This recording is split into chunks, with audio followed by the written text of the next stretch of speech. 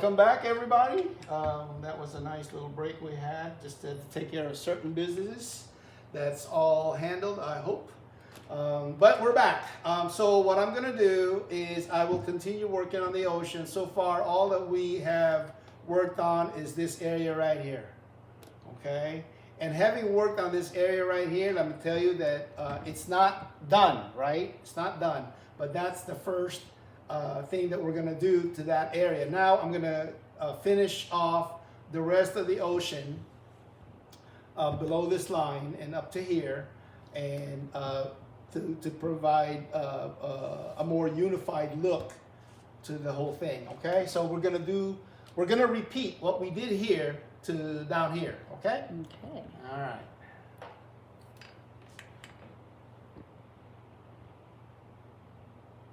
And that is, if you forget what we were trying to do, we were trying to put more definition in the foam. Okay.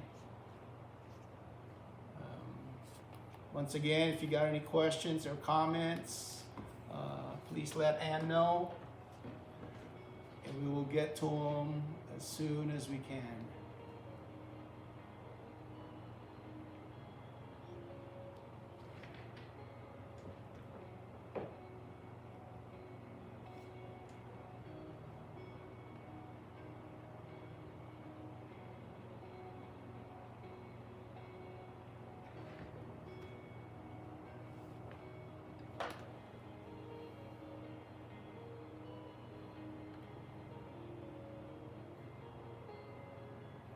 So let Kent know about that conversation. I did. Oh, you did yes. already? Okay. And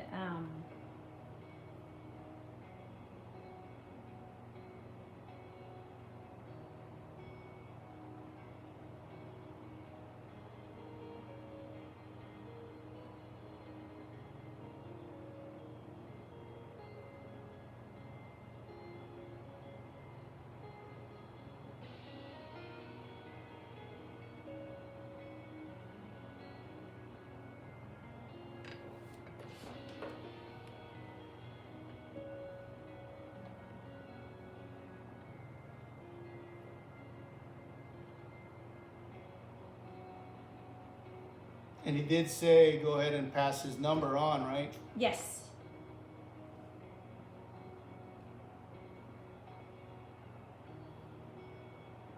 Seems like a good guy to me. Yeah. Really thorough and respectful of people's time, and really trying to dig to the bottom of, if I'm going to do this, who's really paying for it, because we need to talk to the right people. Well, it's not only that. It's not only that. It's just the idea that, you know what, I was hired to do this, but if I spot something, I'm not going to say anything because I wasn't hired to do that. Right. Right? Now, I am going to say something, but this is the part of the thing that what I discovered comes with a cost. So what do you guys want to do about that? All right? So, yeah, I appreciate that. And that is really the correct way. The part that he disclosed, well, he didn't have to, but he did. Yep. And I appreciate that. You know, because I'm going like, dude, you saw something and you didn't speak up.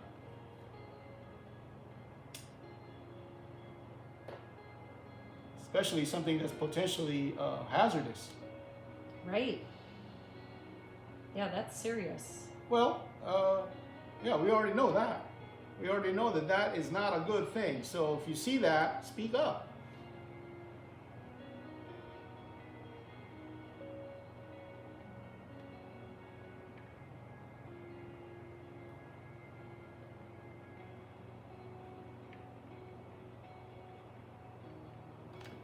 In a way, that might be a good thing to speak to the owner instead of the leasing agent. Yeah. Yep. Because it's a different level of. Well, in case they have more aloha. Yeah. And they understand. Especially, I was telling Justin, in the face of that thing in Miami, that they discovered something 40 years ago and they didn't do anything. Right. Why would you not do anything? Yeah, that's serious health concerns. Jeez.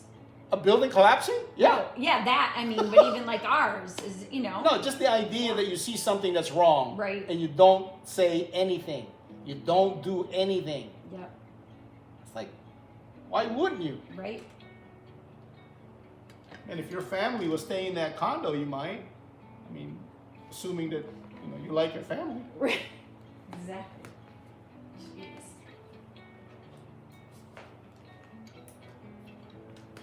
Every once in a while, I'll go back in this area right here while I'm working down below, just to tie the two together. Yeah, that is what I am doing. What do you mean by tie the two together? So that they are harmonious in color and shade and tone, all of that, right? So that they're not exclusive of each other, as if they're two separate things. It's the same water, it's the same angles, it's the same everything. So they should look like they're one and the same.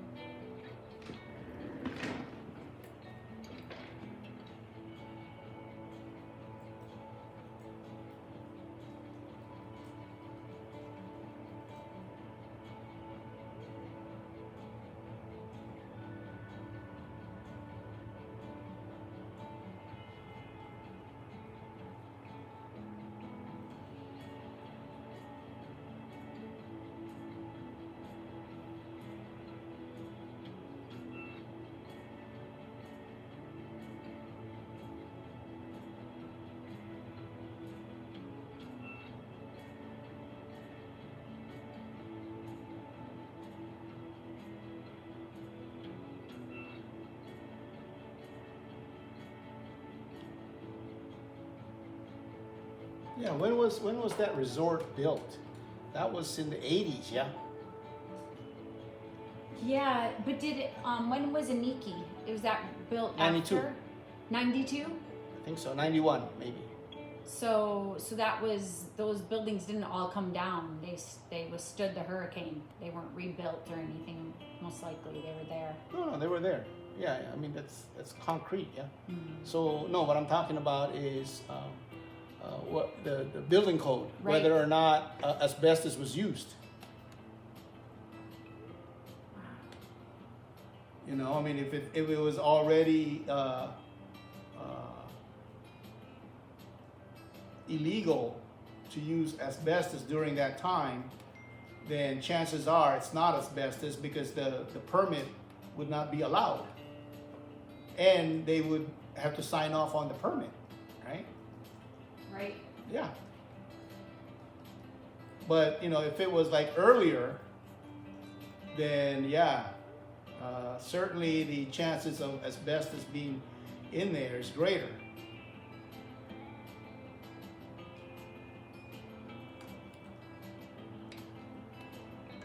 But even that guy, the guy that they were talking about that's going to check it out, Mm-hmm. all he got to do is check when asbestos was outlawed, right? And Yeah. then you would check it against when that structure was built. Right. So a little bit of homework would have made things a lot simpler because you would have found out that, hey, you know what? This was built before asbestos was outlawed, so we better check it. Because there wasn't anything holding anybody back. They were just doing whatever they got to do.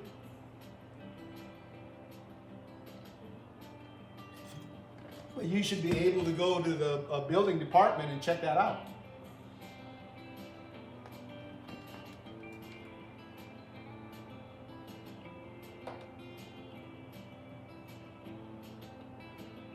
Oh, 1986, the year asbestos was banned in Hawaii.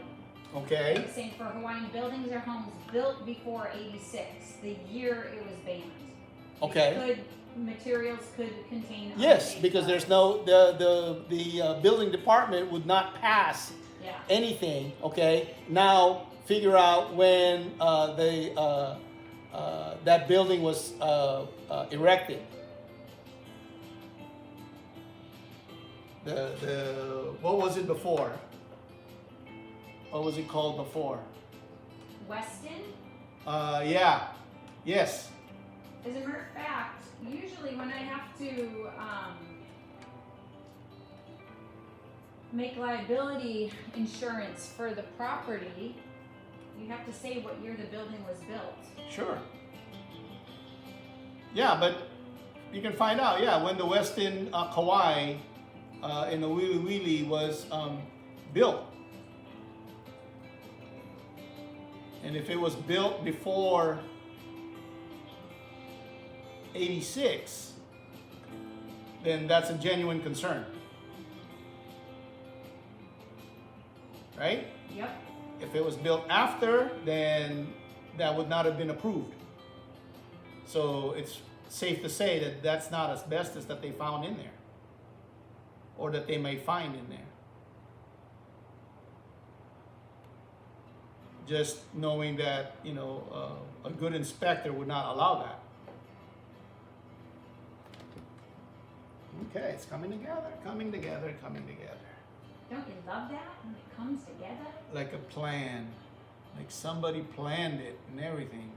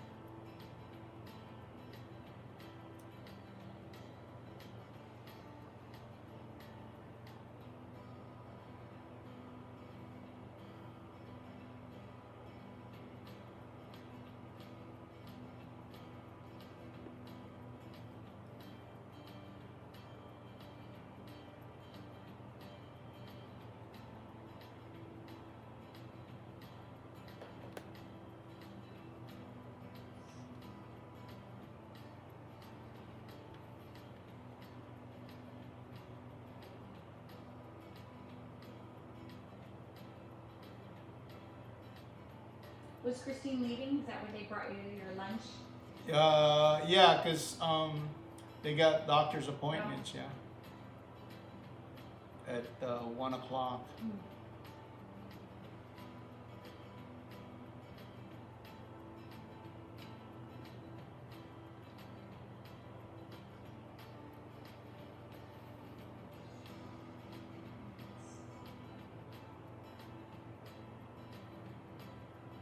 You know, we could break for lunch. We can go to like what is that, Stonefish in Haleiwa? yeah. You know? Yeah, have you ever heard anything back from Kevin regarding the rent? He's never, as far as I know, he's never come back at us with a discussion about. Yeah, I told him. Remember, I told you we talked, right? Yeah, And he was gonna drop leave. off. He was gonna leave. Yeah, he was gonna drop off. And you know, I don't know. I mean, it's on him now. I mean,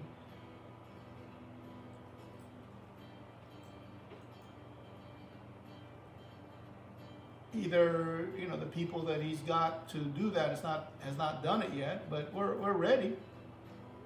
Yeah, Brenda was just asking. Yeah, So. yeah.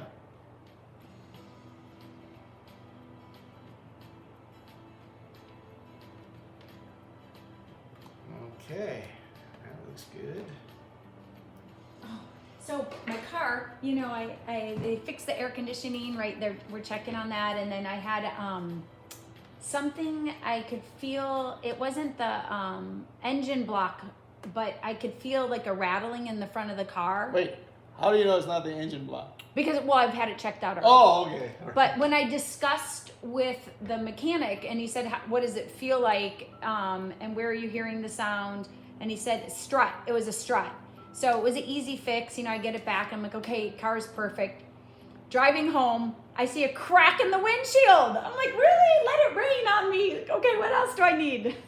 But how long has it been there? I don't know. Yeah. I've never noticed it. So it could have been a tiny chip that decided to start spreading all of a sudden. Don't guess. Don't guess. Don't assume. Yeah, because I don't know. Correct. Yeah. And what would it do? It wouldn't do you any good. No, because it's there now.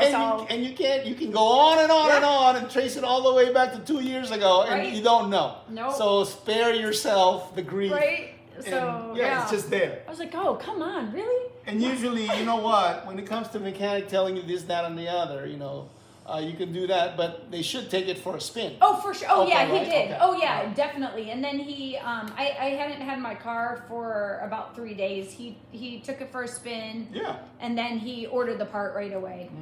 And then I picked it Well, up on that's Saturday. better. Strut is a lot better Mhm. because that I think that wears out. Yeah. So Yeah. So at some point you're gonna have to replace that. However, the motor mount, if it's a bad weld, and that's major. Right. It's trade-in time. Yep, exactly. That's what I said. All these little repairs are little. They're not major. I can keep going. Yep.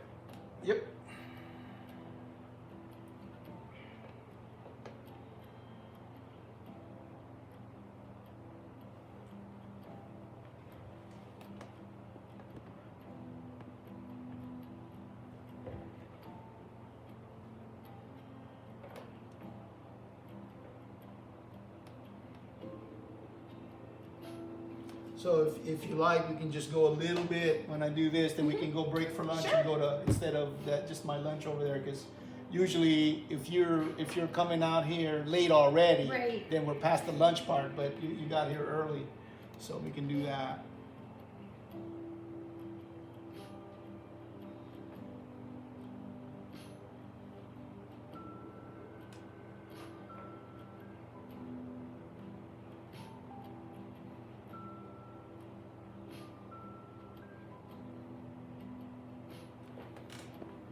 Okay.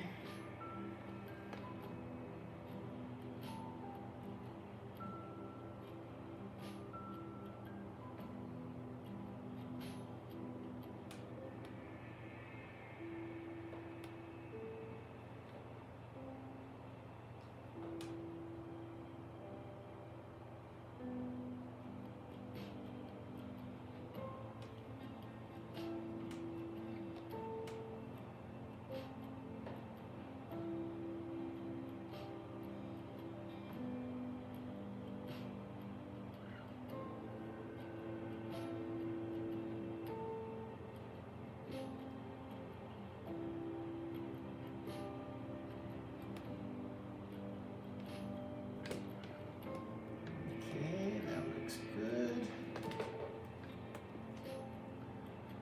Okay, having done that, we will work this guy a little bit more.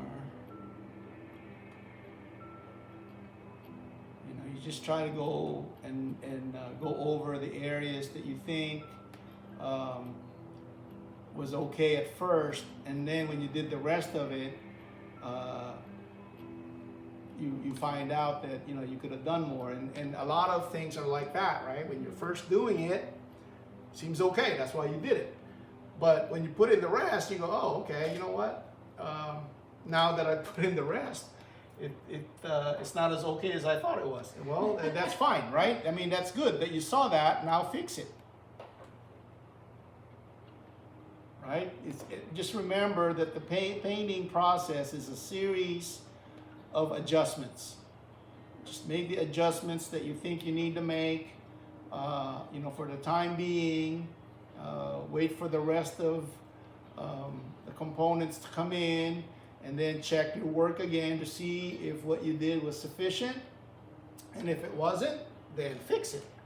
So, and that part never goes away. That's just always the way it's always going to be.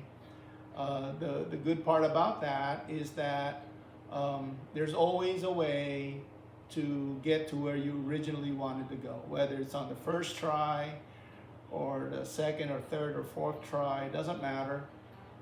I imagine the more you paint, the more you're going to lessen the attempts, because you're going to get very, very close to how you want it in the first place the more you paint, right? Just mainly because the guesswork in how you do things will be lessened, right?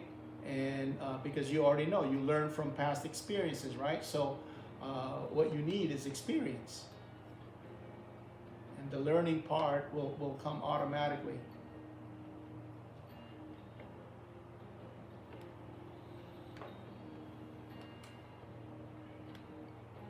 Okay, so I want to make the foam that's on the face of the wave a little more lighter and more defined, so that it's not middle ground colors and shades. Not all of it, right? Because I want to leave some of the previous work untouched, and just do parts of it, so I'm able to achieve a look of the foam that's either on the surface, which is the most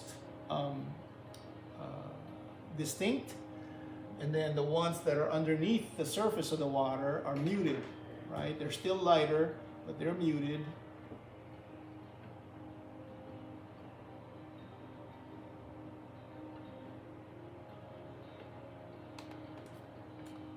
Okay.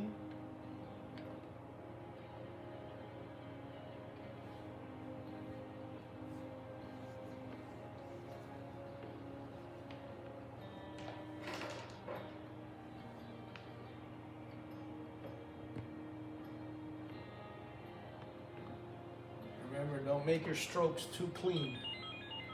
Whoops. Oh, Miles, Oh, you may answer that. really? Yeah. Okay, thanks.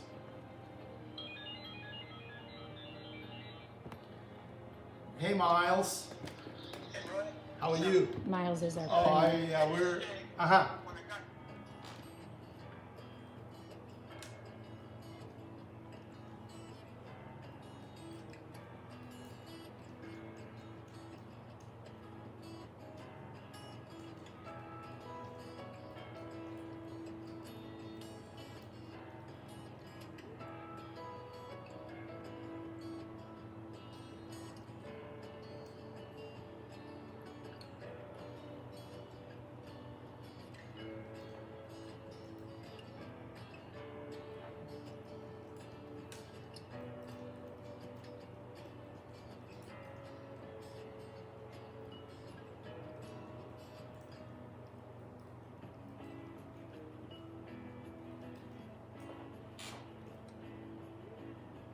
Okay, and I actually text Miles too to see if we can get a price from him. Oh, yeah. Yeah. Of course. The usual. Whatever it is we gotta do.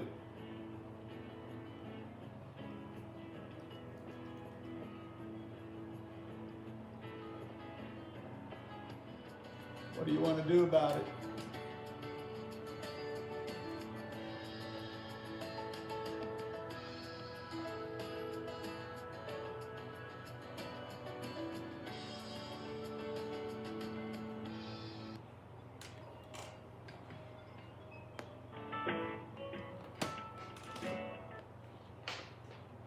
Aloha. Tabora Gallery. What's your favorite color? Hi, Samantha. Good. I'm up here with Roy. Oh, I'm sorry.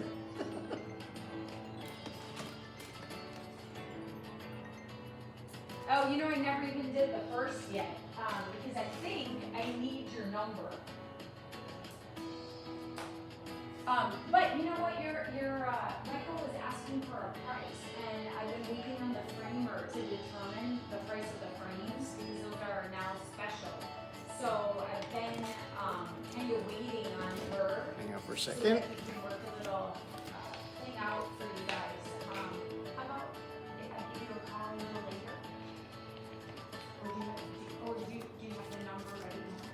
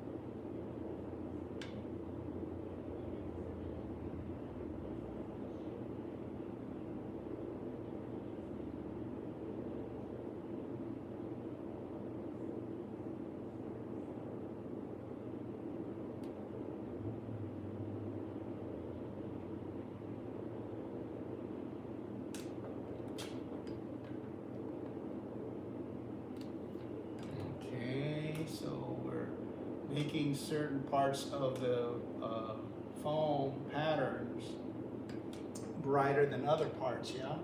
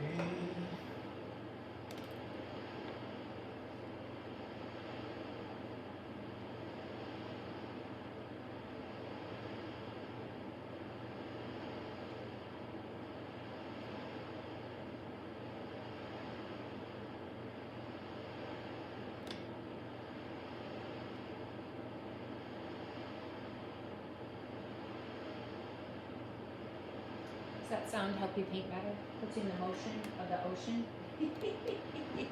Makes me want to pee. And I just peed. Oh.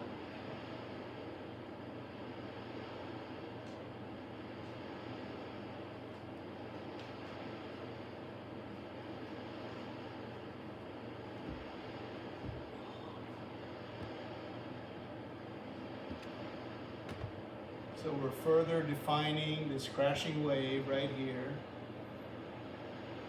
As you hear it crashing. Yeah, so that's the, I guess that is the perfect music in hindsight. Oh, okay.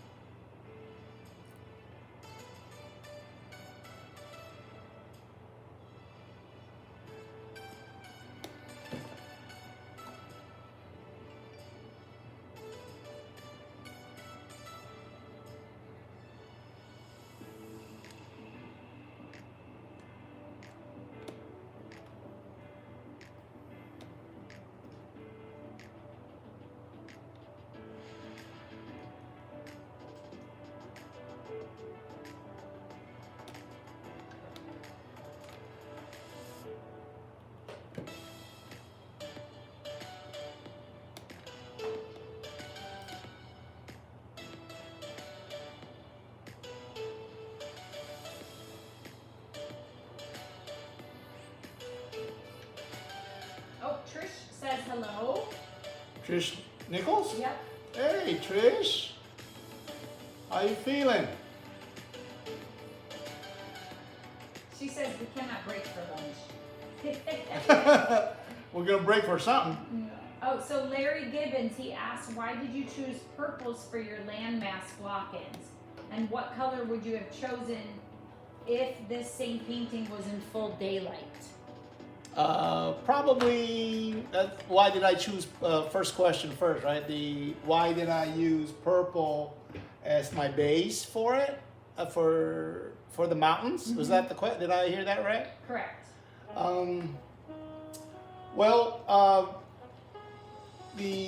There's a certain color theme that I'm going after,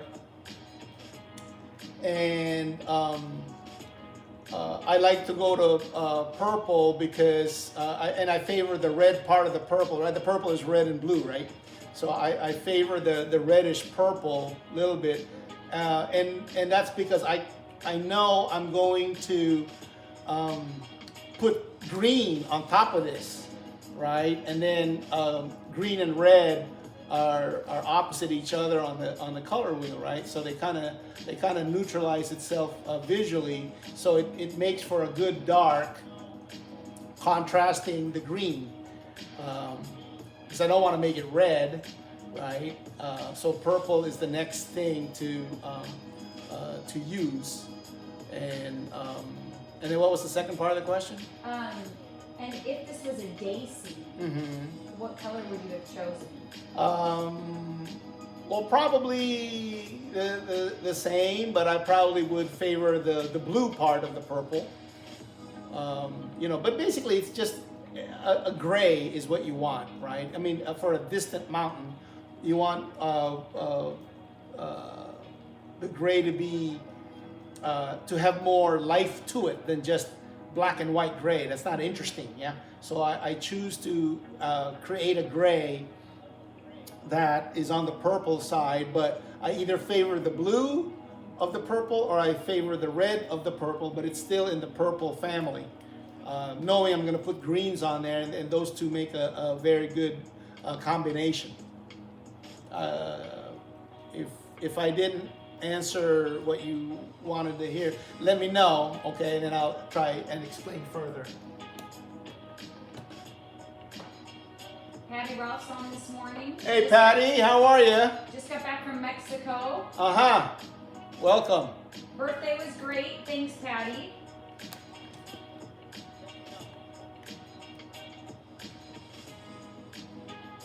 Larry Gibbons from Texas is on. Hey Larry.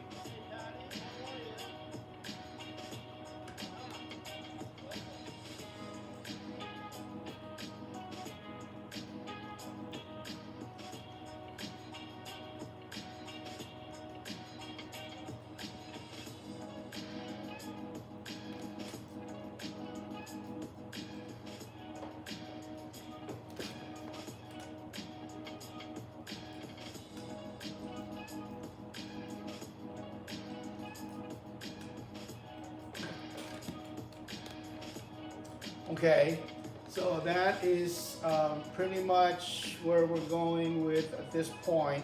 But what I do want to do, we're probably gonna be ending the session soon because it's noon. But before I do that, I want to address this part of the rocks right here. And right now they're all about the same chroma, same brightness, yeah. So it looks flat. But I want to give it dimension, right? So it's people can tell that they're not all on one plane, that there are several planes going back. And so this obviously is the one that's closest to us, okay? And this one is the one that is furthest away from us. But it doesn't show that the way it is, okay? So I will make an adjustment to this area of the rocks before we sign off for today. Since I was doing the water around it, right, it's just bothering me at this point, and I would rather address it now than later. So let me do that and see if I can add layers to the rocks in such a way that you can appreciate that they're not all on one plane, that there are several planes receding back towards closer to the water, okay? And it's mostly this part right here. These guys can stay this way for now, but I will, and basically what we're gonna do is we're gonna gray this out, okay? That means we're gonna tone down the brightness of it, right? It's still gonna be dark, but it's not gonna be a bright dark, okay? That's the plan. I like it. Well, you have no choice. That's the way we're gonna go. How do you know if you're going to publish something?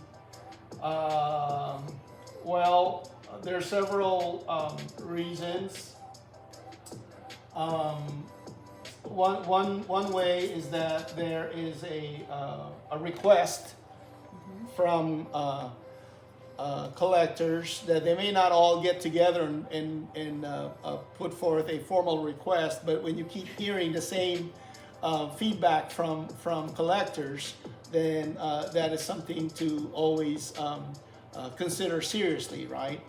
And then another way is that you create a painting that after it's done, people respond to it. A lot of people respond to it positively, right? Which is how we used to do it in the very, very beginning, because we certainly didn't know which ones we are going to publish. Back then, the decision to publish is risky in the sense that the printing costs are really high, and you gotta pay for everything up front for the edition. So it's a big bet, and one that you can't afford to guess incorrectly a lot, right? Or even once. It's big money. So for the sake of business, you want to be a little bit more sure of what you're doing.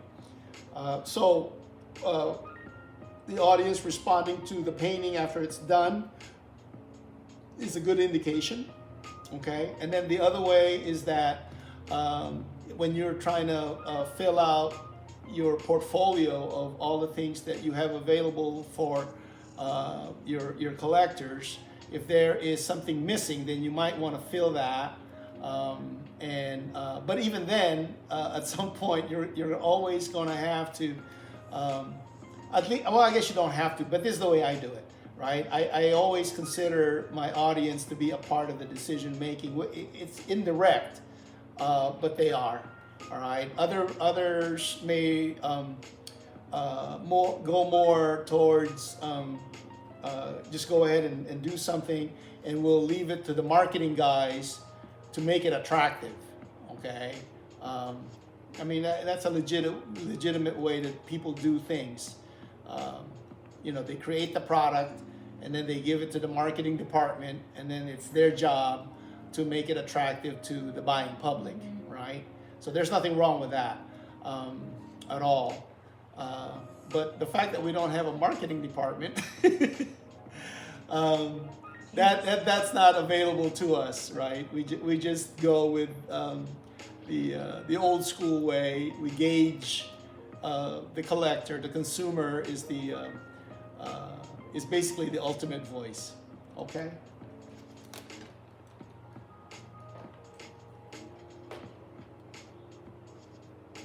I hope that answered that question.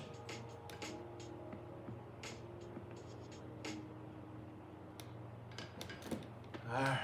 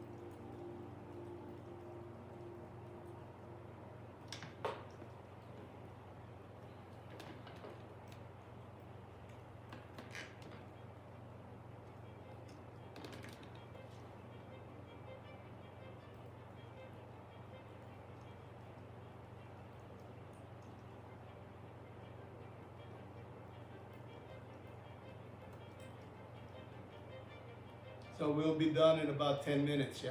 Okay, great.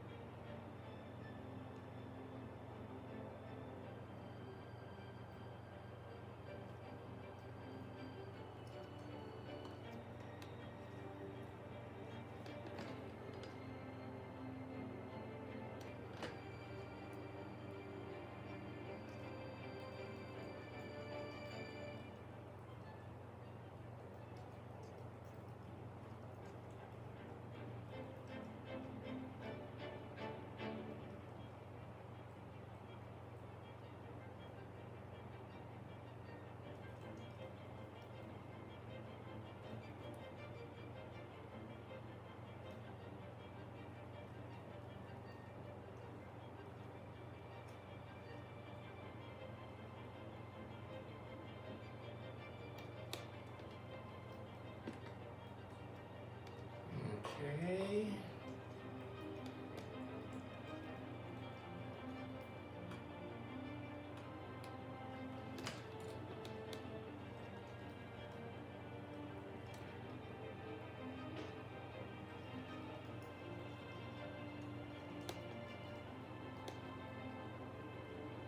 Added a little Rumbacher bread to the mix a little bit to add some mid-tones to the rocks. I mean, by now, you know, we should assume that all these rocks are wet, yeah, from all the surf that's coming in. So it's going to be reflective, and it's going to be reflective of what's above it, right? So knowing what the sky is supposed to be like, I can ahead of time bring that reflection onto the wet surfaces of the rocks that it's at the right angle, right?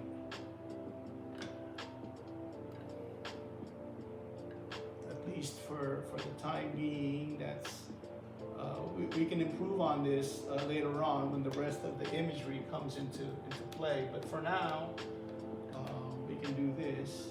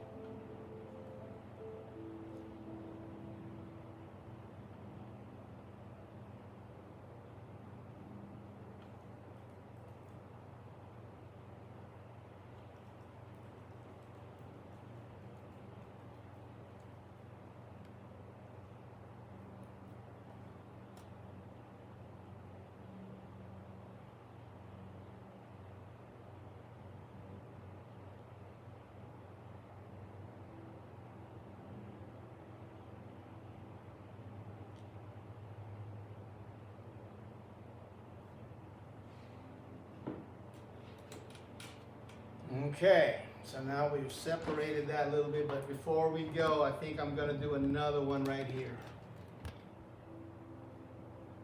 Just so that it's not so abrupt.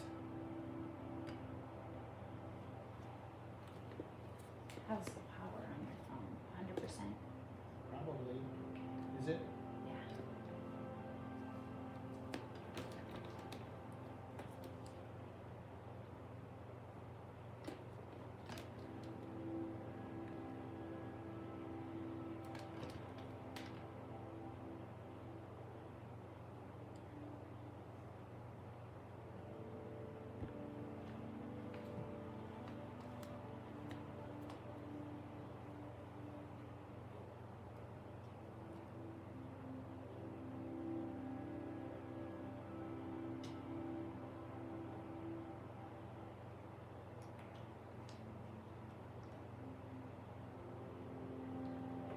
Okay. But before we go, the last thing we want to do is soften the top edge of this, so it's not so sharp. Just want to get in a little bit closer.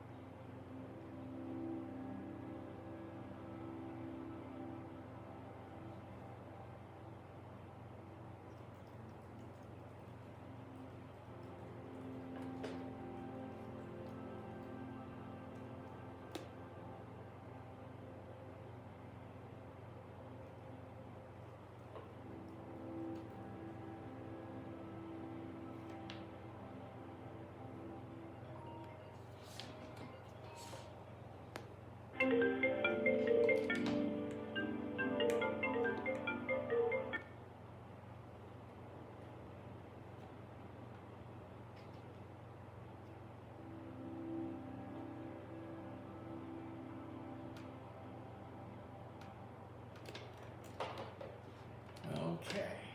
I think that'll be it for today, folks. All right. Thanks so much for joining us. I hope you guys were able to pick up a few things that might help you with your work.